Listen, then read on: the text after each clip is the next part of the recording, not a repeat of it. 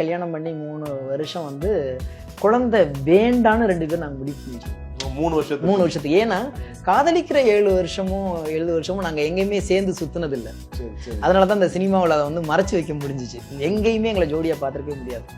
அப்போ ஒரு 2.5 வருஷம் வரைக்குமே நம்ம வேண்டாம், கொஞ்சம் காலம் ஃபுல்லாக சுற்றுவோம், அப்போ சுத்தாத சேர்த்து சுற்றுவோம், ஜாலியாக வெளிநாட்டில் போல இங்கே முழுக்க சுற்றணும். ஏன்னா வந்து அவளுக்கு என்னன்னா இங்கே வந்து அந்த ஹில்ஸ் பிரதேசம் நிறைய பிடிக்கும், அதே மாதிரி குளிர் பிரதேசங்கள் பிடிக்கும்.